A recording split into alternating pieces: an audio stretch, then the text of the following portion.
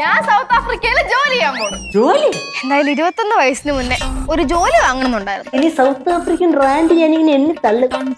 പക്ഷെ ഒരു കാര്യം ഞാൻ പറയാം, മലയാളി ചെറുക്കനെ മാത്രമേ കെട്ടാൻ പറ്റത്തുള്ളൂ. എന്റെ പൊന്നു കൊച്ചി, ഞാൻ ഇതൊക്കെ എന്തോരം കണ്ടിട്ടുള്ളതെന്ന് അറിയോ? എനിക്ക് എങ്ങനെങ്കിലും ഇവിടെ നിന്ന് അവിടെ ചെന്ന് രക്ഷപ്പെട്ടാൽ മതിയാണ് ഇപ്പൊ ചിന്ത. പ്രശ്നം പറയല്ലേ. സൗത്ത് ആഫ്രിക്കയിൽ നിന്ന് നീനു ചേച്ചിയുടെ അച്ഛൻ വിളിച്ചാ? ഇത്രയായിട്ടും വിളിച്ചിട്ടില്ല. പുതിയ എപ്പിസോഡിൽ ഭാഗ്യത്തിന് ശിവ വന്നിട്ടുണ്ട്. അപ്പോൾ ആ ഒരു പഴയ ഒരു എനർജിയൊക്കെ ആ ഒരു ഫാമിലിയിൽ വന്നതായിട്ടാണ് എനിക്ക് പ്രൊമോ കണ്ടപ്പോൾ തോന്നി. ആ ഒരു എപ്പിസോഡ് ഫണ്ണി ആവും എന്നുള്ള ഒരു പ്രതീക്ഷയുണ്ട്. കാരണം പുതിയൊരു സബ്ജക്റ്റുമായിട്ടാണ് ശിവ വന്നേക്കുന്നത്. കാരണം ശിവയ്ക്ക് ഇനി ആഫ്രിക്കയിൽ പോയി പഠിക്കണം, അവിടെ ജോലി ചെയ്യണം എന്നുള്ള ഒരു ഇൻട്രസ്റ്റുമായിട്ടാണ് വന്നിരിക്കുന്നത്. അപ്പം അതിൽ മെയിനായിട്ട് ആണായിട്ട് കേശു മാത്രമേ വീട്ടിലുള്ളൂ. നമ്മൾ ബാലുവച്ചനില്ലാത്തതുകൊണ്ട് കേശു ഇതിന് ചെറിയൊരു ഇടംകോല് കണക്ക് ഇടയും ഒരു അച്ഛൻ സ്ഥാനം അല്ലെങ്കിൽ ഒരു ചേട്ടൻ സ്ഥാനമൊക്കെ എടുത്തിട്ട് ആ ഒരു സംസാരമൊക്കെ നടക്കുന്നുണ്ട്. പിന്നെ ലച്ചു ഉണ്ട് ഇതിനെ എതിർക്കാനായിട്ട്. ഭവാനി അമ്മയ്ക്കും ആർക്കും കുടുംബത്തിലുള്ള ആർക്കും ഇഷ്ടപ്പെട്ടിട്ടില്ല ശിവ ഇങ്ങനെ ഒരു തീരുമാനം എടുക്കുന്നതിൽ.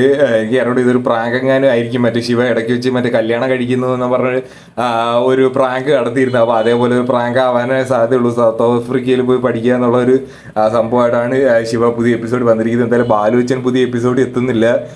അതിൻ്റെ ഒരു ബാലുവച്ചൻ്റെ കുറവ് കുറച്ച് എപ്പിസോഡുകളായിട്ട് തന്നെ നമുക്കറിയാം. ഇതുവരെ എത്തിയിട്ടില്ല. എന്തായാലും ഇനി വരുന്ന എപ്പിസോഡുകളിൽ ഫണ്ണിയായിട്ട് ബാലുവച്ചനും കാണുന്നു പ്രതീക്ഷിക്കുക.